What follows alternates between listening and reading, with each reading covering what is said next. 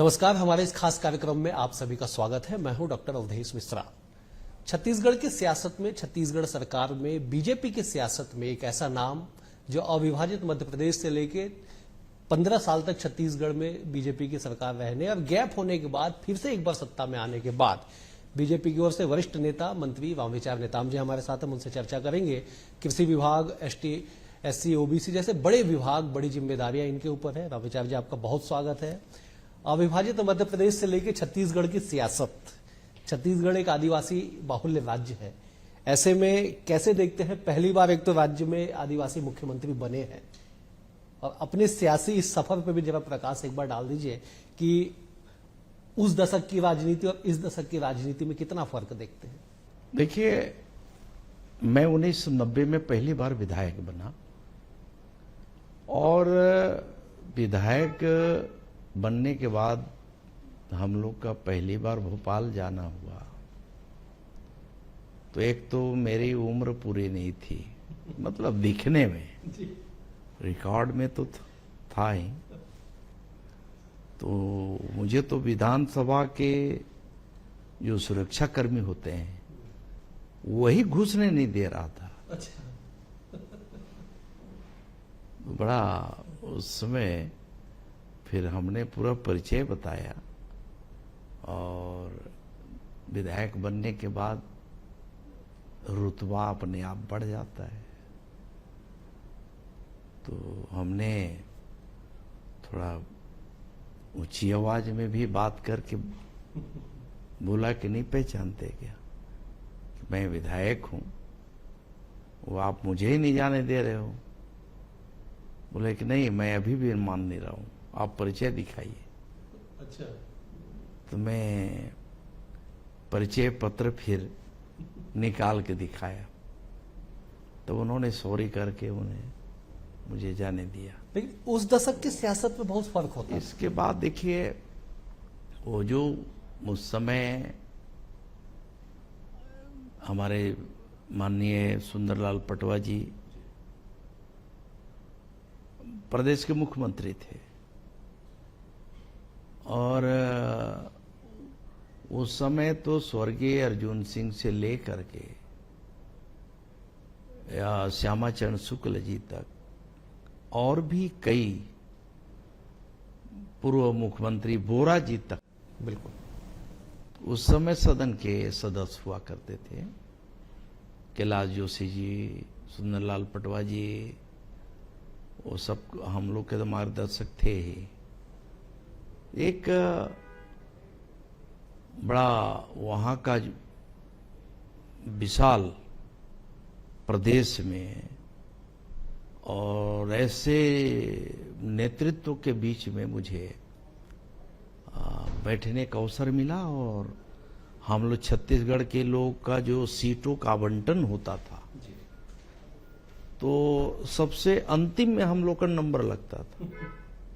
Minto hall में विधानसभा लगता था, बिल्कुल सबसे पहले मिंटो हॉल के ही हम लोग वहाँ विधानसभा करीब 3-4 साल तक वहाँ रहे और बैठने के लिए भी पूरी जगह नहीं थी। मुश्किल से घुस करके अपने सीटों तक जाया करते थे, सबसे पीछे की लाइन में। तो पत्रकार के लिए थोड़ा सा एक बैरिकेटिंग था, ग्लास लगा था, एक साइड में पत्रकार, दूसरे साइड में विधायकों का। लेकिन उस समय देखिए दूरस्थ भी था, जाना मुश्किल था, भोपाल पहुंचना मुश्किल था साधारण लोगों के लिए। लेकिन अब हम लोग को जो दायित्व मिला था तो उसके हिसाब से दायित्व के आधार पे हम लोग काम करते थे। नीचे जाकर के लोगों की अपेक्षाएं कम थी जी, बहुत कम अपेक्षा थी। कहीं बिजली का मांग कर दिए, कहीं पानी का अगर कहीं बोरिंग करा दिए तो बड़ा ही लगता था कि बड़ा काम हो जाएगा। उस मिंटो हॉल में जगह तलाश के बैठना और उसके बाद छत्तीसगढ़ में जब विधानसभा बना, आप गृह मंत्री भी रहे छत्तीसगढ़ के, पहले रो पे बैठना, कितना फर्क था?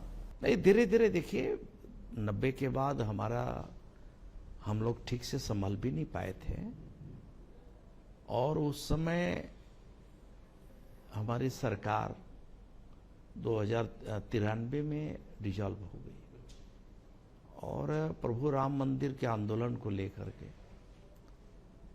केंद्र में कांग्रेस की सरकार थी।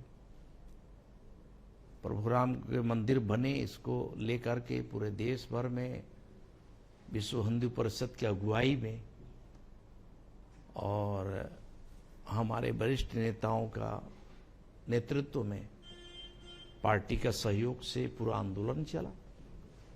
हम लोग आंदोलन में जुड़े रहे सभी जगह।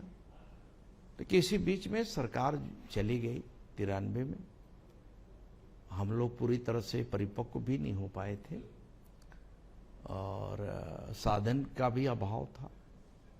ये अच्छा ये था कि उस समय तत्कालीन मुख्यमंत्री हम सबके आदरणीय और हम सबके प्रेरणा सुंदरलाल पटवा जी ने एक कार्यकर्ता भाव को समझते हुए लोगों ने देखा कि भाई विधायकों को दौड़ने इधर उधर दौरा करने में साधन नहीं मिल पाता, तो उसके लिए उन्होंने एक गाड़ियां फाइनेंस करवा दिया। अच्छा, जीप फाइनेंस में ली थी, और उस समय जीप का जो ब्याज होता था, इंटरेस्ट होता था करीब 12 से 15% तक।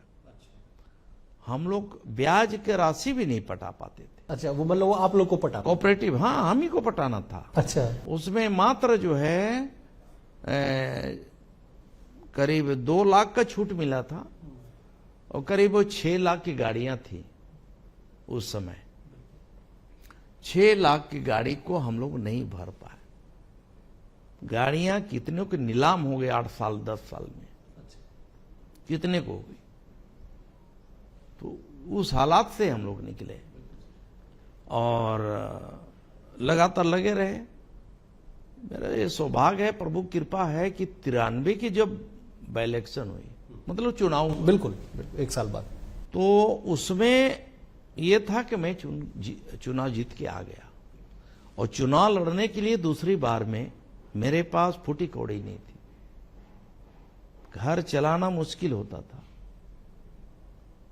उस हालात से निकले, और उस समय के चुनाव का जो खर्च था, देखिए पहली बार जब मैं चुनाव लड़ा तो 1.5 लाख खर्च हुए थे मात्र 1992 में, 1990 में। और 1993 में जो चुनाव हुआ, उस चुनाव में जब जीत के हम आए तो उस समय करीब टोटल खर्चा 6 लाख का हुआ था, टोटल खर्चा चुनाव का। और इसके बाद धीरे धीरे बढ़ते गया। फिर मैं 93 जीत गया। उस समय कसमकस की स्थिति थी, मैं कोई क्षेत्र के लिए काम तो करा नहीं पाया था, बहुत दिक्कत थी, कांग्रेस की सरकारें थी, एक काम नहीं होने देते थे। पटवारी से लेके कलेक्टर तक सब कांग्रेस के वहां जो बड़े नेता थे उनके इशारे पे ही सब चलता था। फिर 93 के चुनाव जीतने के बाद में फिर 98 आ गया। इस पीरियड में भी हमारी सरकार नहीं बनी, बिल्कुल, तो तीसरी बार नहीं बनी। फिर चौथी बार में भी करो मरो की स्थिति हो गया। लेकिन अच्छा ये हुआ कि चौथी बार जब 93 से 98 के बीच में मैं लोगों के बीच में रहा, जनता के बीच में संघर्ष करते रहा, लोगों की आवाज उठाते रहा। क्या मजदूर, तेंदुपत्ता मजदूर से लेकर के कृषक मजदूर से लेकर के जरूरतमंदों के लिए लड़ाई लड़ते रहा। और इसके बाद मैं 98 का भी चुनाव जीत गया। 98 के चुनाव जीता तो उस समय भी सरकार हमारी नहीं बनी। बिल्कुल, लेकिन राज्य गठन हुआ, राज्य 3 में गठन, जाके सरकार हाँ, बनी। अब सरकार, हम लोग मध्य प्रदेश में, बिल्कुल, तो 4 चुनाव तो मैं मध्य प्रदेश में रहते हुए जीता। तो वहां इसके बाद जो है 3 चुनाव, फिर यहां 98 से लेकर के 2000 का समय आ गया। उस समय हमने केंद्र से कुछ पैसा लाया, और बड़ी राशि लाया। उस समय 7 करोड़ रुपए लाया। अच्छा, हमारे क्षेत्र में कोई पुल या सड़क तो था ही नहीं, तो हमने प्रोजेक्ट बनवाया कि इस सड़क को पहले लेना है, इस सड़क को पहले लेना। तो मैंने वार्डफ नगर से लेके बलंगी तक का एक एक नदी नाले के बड़े बड़े पुलिया बनवा दिए। वार्डफ नगर से सनावल तक का पुलिया बनाया, सनावल से लेकर रामानुजगंज तक पुलिया बनवाया, वो केंद्र के पैसे से, कहाँ 7 करोड़ में, और सड़क भी बनवाया।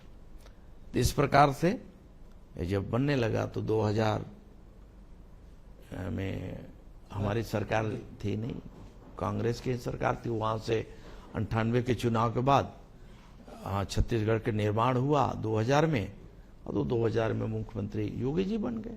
जो मिंटो हॉल की स्थिति थी वही राजकुमार कॉलेज में जब विधानसभा लगा वही स्थिति वही होगी? नहीं, मिंटो हॉल तो बहुत खूबसूरत बिल्डिंग है। नहीं, मतलब जो कंजेस्टेड था वही हाल आरकेसी में भी जब पहला विधानसभा लगा? बिल्कुल बिल्कुल वही था। तो ये था कि कैंपस बड़ा था उसका, जैसे ये है आरकेसी में। हम लोग आए तो शपथ हम लोग का यही हुआ, इसी कॉलेज में हुआ, और इसके बाद से सफर चलते रहा जनहित के मुद्दे को। अच्छा, तो 2 बार आप लोग का शपथ हुआ, 98 में अलग, 2000 में अलग? 98 में मध्य प्रदेश में, हाँ। 2000 में आए थे यहाँ, क्योंकि विधानसभा दूसरी हो गई। बिल्कुल। तो इसलिए शपथ यहाँ भी हुआ। तो महेंद्र बहादुर सिंह, स्वर्गीय महेंद्र बहादुर जी प्रोटेम स्पीकर थे, तो वो बने थे, उन्होंने कराया हम सबका। 23 साल बाद आप प्रोटेम स्पीकर बने 2024 में, राज्य गठन के बाद आप प्रोटेम स्पीकर के अंदर आपने शपथ लिया, और 23 साल बाद जब छत्तीसगढ़ में चौथी बार बीजेपी की सरकार बनी तो आप प्रोटेम स्पीकर बने? नहीं, 6वीं बार, मैं 6वीं बार जीत। नहीं, आपने, बीजेपी की सरकार चौथी बार बनी। हाँ, 15 साल उधर रही, 3 बार, चौथी बार 2023 में। हाँ, इसके बाद हम लोग सरकार में आ पाए 2003 में। 2003 में 2001 से लेकर के, मतलब 2000 से लेकर 2003 तक योगी सरकार थी। बहुत चारों तरफ योगी साहब को इतना खौफ, इतना आतंक, नक्सलियों का आतंक अलग, नक्सलियों को खौफ चारों तरफ, उसके बीच से काम करना, वहां से खड़ा करना, सरगुजा में संगठन को खड़ा करने के लिए जी जान लगाया और अपना सब कुछ दांव में लगा दिया। जी, मेरे पास जो साधन सुविधा, जो सैलरी जो मिलता था, उसका उपयोग मैं पार्टी के लिए करता रहा, उसी काम करता रहा। और 2003 के पहले भारतीय जनता पार्टी के प्रदेश नेतृत्व, केंद्रीय नेतृत्व के निर्देश पे यात्राएं निकली, परिवर्तन यात्रा। परिवर्तन यात्रा का आगाज हुआ, फिर उस यात्रा का बड़ा लोगों में जबरदस्त उत्साह रहा और जगह जगह उसकी स्वागत हुई। कुमार दिलीप सिंह जुदेव जी के नेतृत्व में हम लोग सरगुजा संभाग में उधर किए, और सब जगह जो माहौल बनने लगा चारों तरफ, तो लगा कि अब सरकार हमारी बन जाएगी। गृह मंत्री भी बने आप सरकार में? फिर इसके बाद 2003 में अपनी सरकार बनी। 2000 में पहली बार सरकार बनी।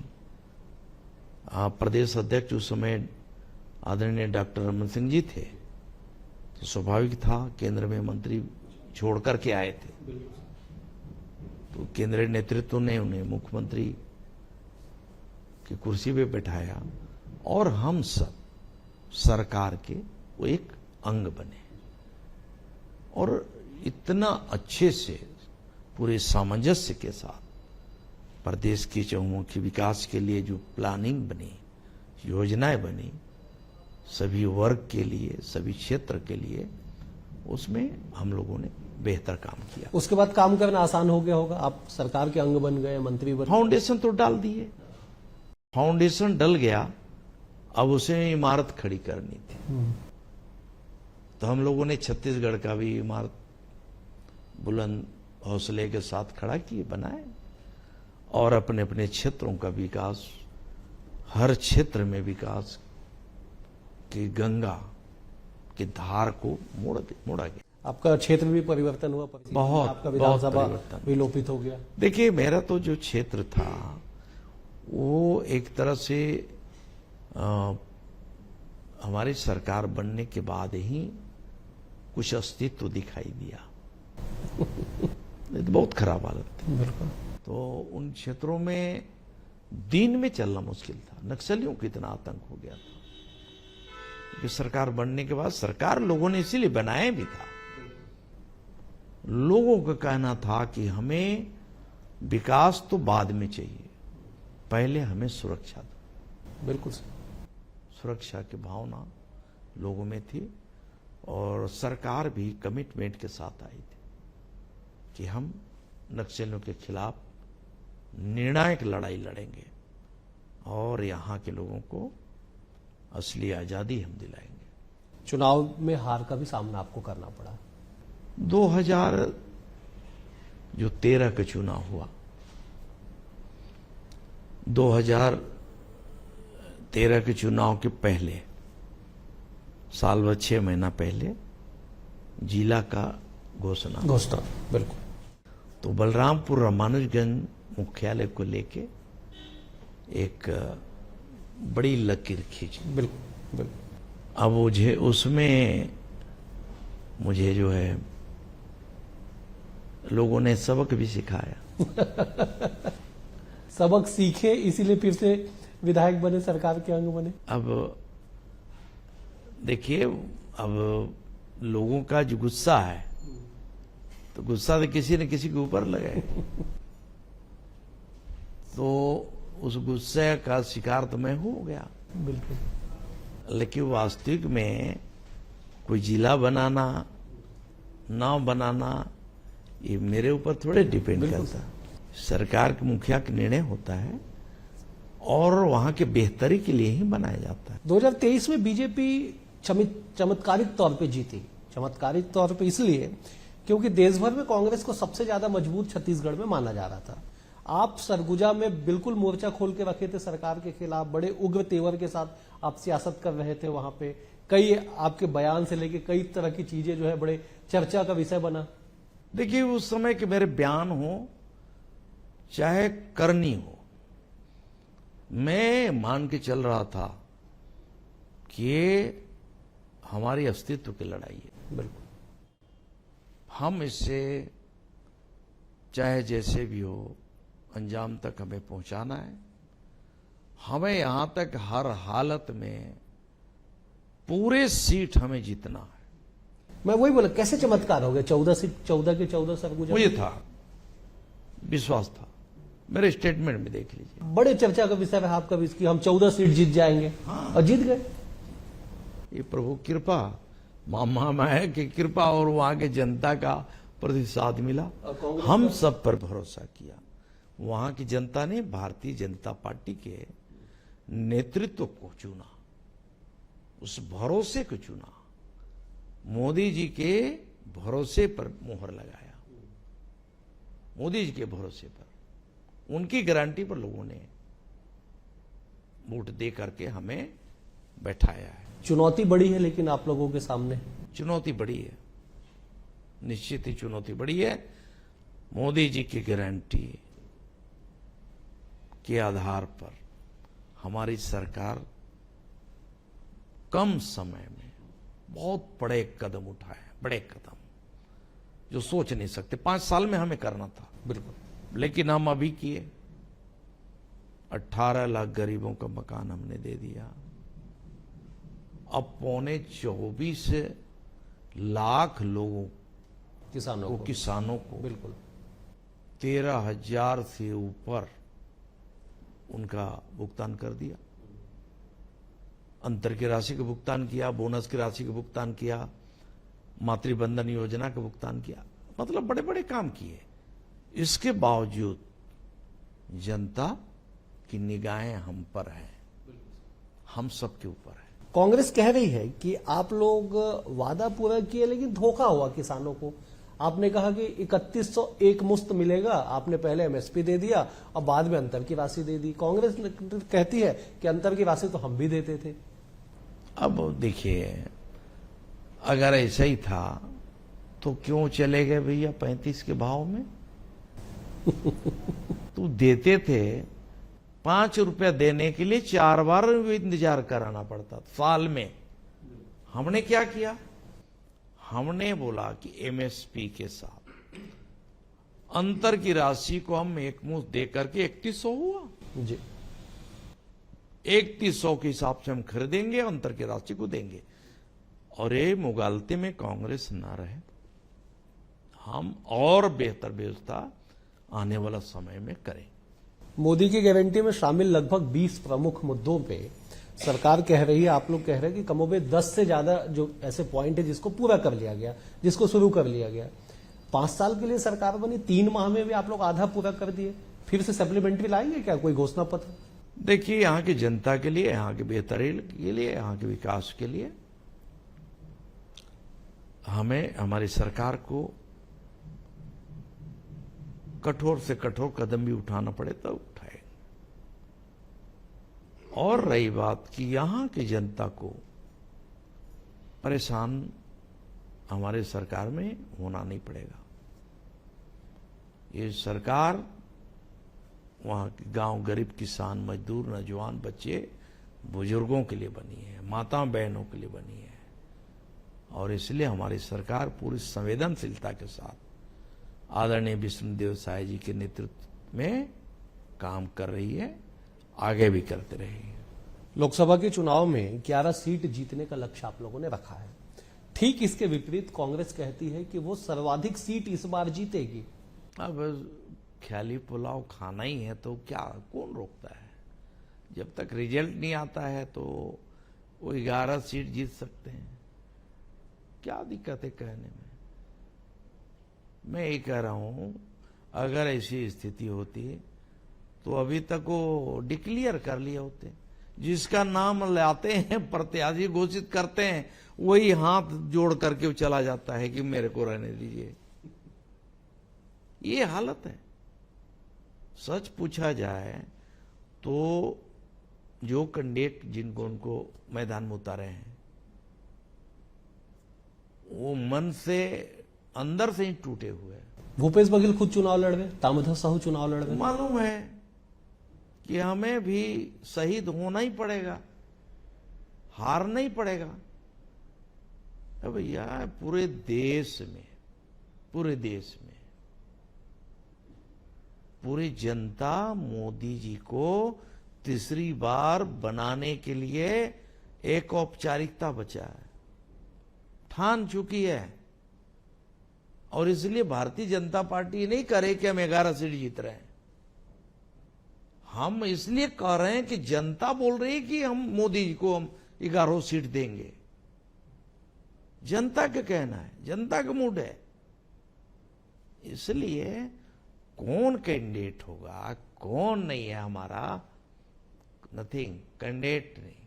हमारे सामने भारतीय जनता पार्टी की सरकार, मुखिया, एनडीए के मुखिया, आदरणीय विश्व के सबसे लोकप्रिय नेता नरेंद्र मोदी जी हैं।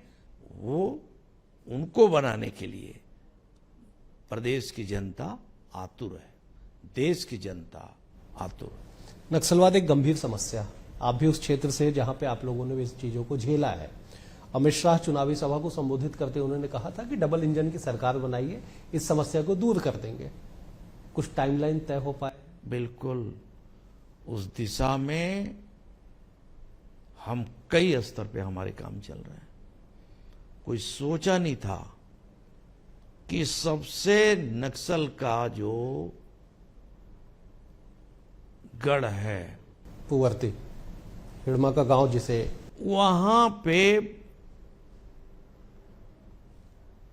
हमारा कैंप स्थापित हो गया और क्लस्टर बना के तमाम सारे डिपार्टमेंट को लगा के वहां काम करने के लिए योजना बना करके काम शुरू हो गया। चाहिए ना, हम शुरू कर रहे हैं वहां, सुदूर अंचल से शुरू कर रहे हैं। सघन जो नक्सली क्षेत्र है वहां से आगे टारगेट लेके चल रहे हैं। हमारे नियत साफ है, और जनता के लिए हम सब समर्पित भाव से काम करने वाले लोग हैं, तो काम करके दिखाएंगे। एक आखिरी सवाल है आपके विभाग से जुड़ा हुआ। छत्तीसगढ़ को धान का कटोरा कहा जाता है। फसल चक्र परिवर्तन की भी मांग लगातार विशेषज्ञ उठाते रहते हैं कि बहुताया धान की समर्थन मूल्य, धान आप 3100 में खरीद रहे हैं तो किसान धान की खेती पे ज्यादा फोकस कर रहे हैं। फसल चक्र परिवर्तन की भी बात कही जा रही है, धान का कटोरा को बचाना भी आप लोगों को। देखिए, हर कोई जो काम करता है, धंधा करता है, वो कैसे लाभकारी काम हो सके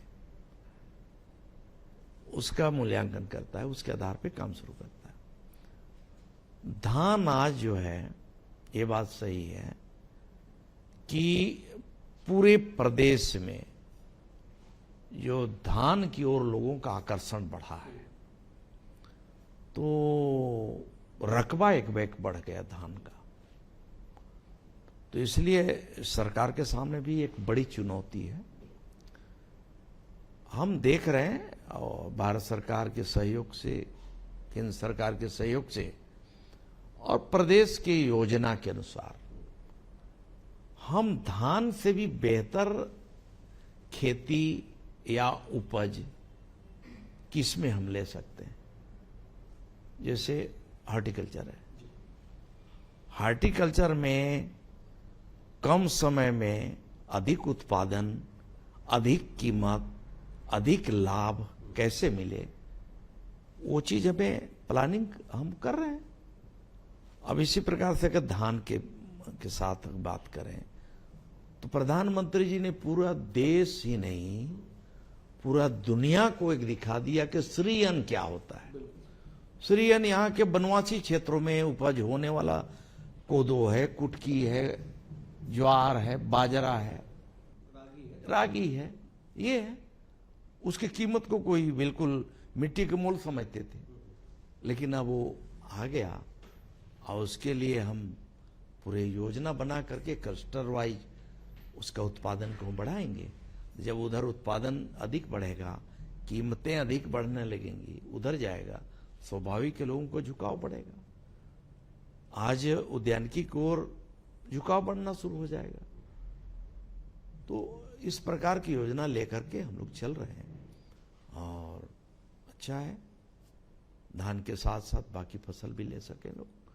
अधिक से अधिक लोगों का कैसे भला हो, आर्थिक और समृद्धि कैसे लाया जा सके, ये सोच करके हमारा विभाग काम कर रहा है। चलिए, तो कुल मिला के ये है कि कृषि विभाग हो या बीजेपी की सरकार हो, लोगों के बेहतरी के लिए अधिक से अधिक उन्हें लाभ मिल सके, इसके लिए काम कर रही है। चुनौतियां भी बड़ी है कि जिस मोदी के चेहरे पे, मोदी की गारंटी पे वोट मिला, जनता ने साथ दिया, उस भरोसे पे खड़ा भी उतरना एक बड़ी चुनौती है। और यही वजह है कि बीजेपी सरकार जो है कह रही है कि हमने बनाया है, हम ही संवारेंगे। अगले अंक में एक और शख्सियत के साथ होगी मुलाकात, तब तक के लिए नमस्कार।